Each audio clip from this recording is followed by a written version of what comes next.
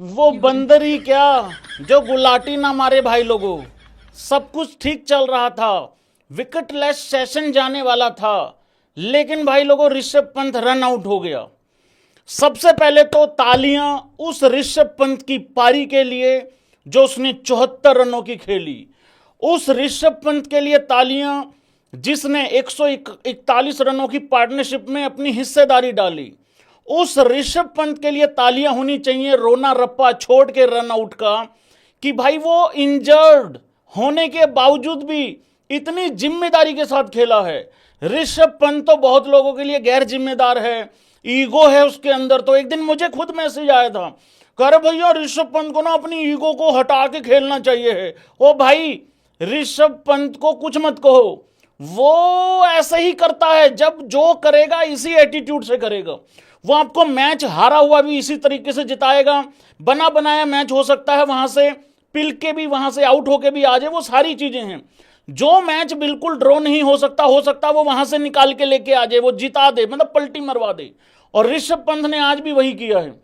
74 रनों की पारी। पहले तो बल्लेबाजी की तारीफ होनी चाहिए, रोना रप्पा रन आउट का नहीं मचाना चाहिए है। वो रन आउट पे बाद में बात करेंगे। स्टूपिड सुना, पता नहीं क्या क्या सुना। भाई ये है ऋषभ पंत आपके लिए। हाथ टूटा, उंगली टूटी हुई है, इंजर्ड है, मतलब बार बार इंग्लैंड वाले पहला 1 घंटा वेट करके भाई उस पर शॉर्ट बॉल से हमला भी कर रहे हैं। जब समझ में आया इंग्लैंड वालों को कि हम उसको आउट नहीं कर सकते, तो इंग्लैंड वालों ने हाथ पे बॉल मारना चालू कर दिया, और 2-3 बारी लगी भी है। लेकिन वो छक्के मारता रहा, चौके मारता रहा, और करते कराते 74 रन पे अपनी पारी जो है खत्म हो गई। भाई लोगों, पारी बहुत अच्छी, जबरदस्त पारी। इंडिया इस मैच में आगे है। आज इस सीरीज का बेसिकली 50% ये सीरीज आज खत्म हो गई है। 50% रहती है। 50% सीरीज खत्म होने के, ऑलमोस्ट 50% खत्म हो गई। तो हम ये कह सकते हैं इंडिया बहुत ज्यादा आगे है इन इंग्लैंड वालों से। फील्डिंग अच्छी करेंगे, ये हमारे आसपास भी नहीं है। रही बात ऋषभ पंत की, भाई पारी में तो कोई कमी है नहीं है, लेकिन वो बंदरी क्या जो गुलाटी ना मारे। भाई ये रन था ही नहीं। एंड टाइम पे तुम्हारे भाई ने चेंज किया है थंबनेल। चलो कोई बात नहीं यार, भाई यार पारी बहुत अच्छी है, ब्रिलियंट पारी है, लेकिन इस तरीके से विकेट नहीं फेंकना चाहिए बस अपना। बट मैं इसको ना कुछ और अलग तरीके से देख रहा हूं भाई। ये है ऋषभ पंत, 74 रन बनाए हैं। देखो ऋषभ पंत आपको कुछ भी करके दे सकता है। मैं तो ये कह रहा हूं ऋषभ पंत 2 रन पे आउट हो, हाथ जोड़ के कबूल कर लो। अगर ऋषभ पंत 99 पे आउट हो, हाथ जोड़ के भगवान का शुक्र मनाओ और आगे बढ़ लो। Rishabh Pant basically Indian team के लिए वो है जो कॉर्पोरेट नौकरी में नहीं होता, कॉर्पोरेट जॉब में नहीं होता कि भाई सैलरी तो आ रही है, लेकिन हो सकता है आपका इंसेंटिव भी बन जाए। ये इंसेंटिव है बेसिकली। ऋषभ पंत क्या करके जाता, क्या नहीं करके जाता, इंसेंटिव आया तो ठीक, नहीं आया तो ठीक। तो वो वाली चीज है, खुला छोड़ो, टेंशन मत लो। बहुत अच्छी पारी है, विकेट नहीं फेंकना चाहिए था। हालांकि वो विकेट फेंकने से खुद नाराज है, लेकिन चलो कोई बात नहीं, इसमें अब हो जाता है कई बार ऐसा। अब आते हैं भाई लोगों केएल राहुल के ऊपर। अब यहां पे हो सकता है कुछ छछुंदर केएल राहुल की भी गलती निकालें। हो सकता है कोई ये कहे कि केएल राहुल जानबूझ के रन नहीं भागा। और भाई बात सीधी और सिंपल है, जिस जिस भाई को लगता है ठीक कह रहा हूं यूं कर देना। ये छिछोरी, ये गिरी हुई, ये 2 कौड़ी की बातें जिसने करनी है वो कर सकता है।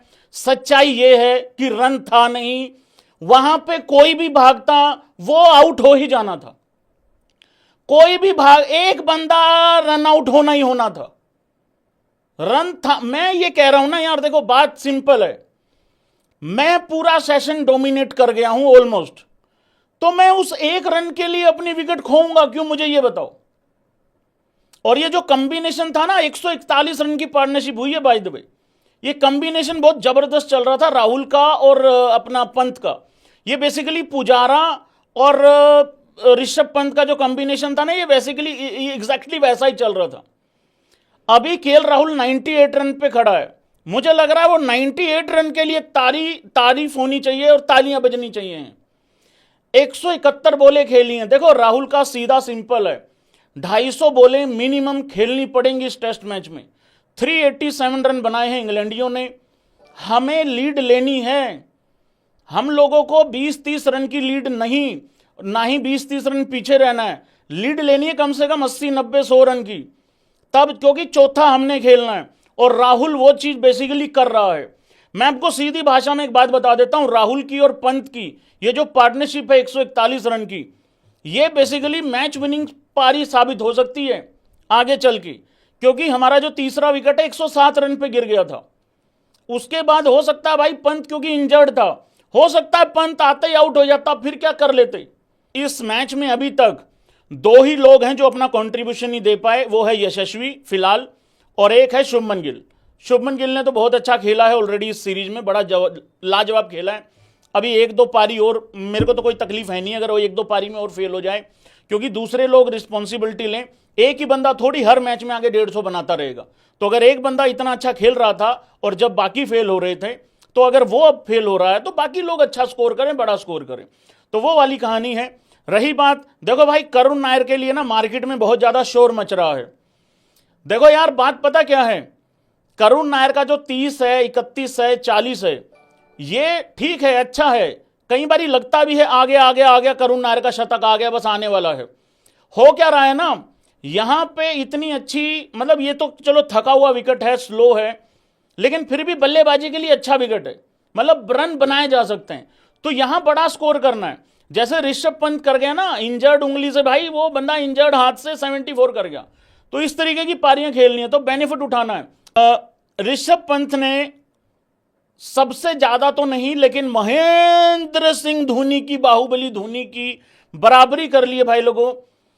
13-50 बना दिए हैं, अर्धशतक बना दिए हैं सेना टेस्ट में। हाँ ये बहुत ही बड़ा कारनामा है। और महेंद्र बाहुबली धोनी के भी 13 थे, ऋषभ पंत के भी 13 हो गए हैं, और एक अर्धशतक और मारते ही वो फिर आगे निकल जाएगा। अभी वो बराबरी पे खड़ा हो गया है। 13 ही धोनी के थे और 13 ही जो है वो ऋषभ पंत के हैं। तो रिकॉर्ड तो टूटने के लिए होते हैं भाई, कोई पंत का भी रिकॉर्ड आके तोड़ेगा। भरत जी को बस ठीक टाइम पे मौका नहीं मिला, नहीं तो काम हो जाता।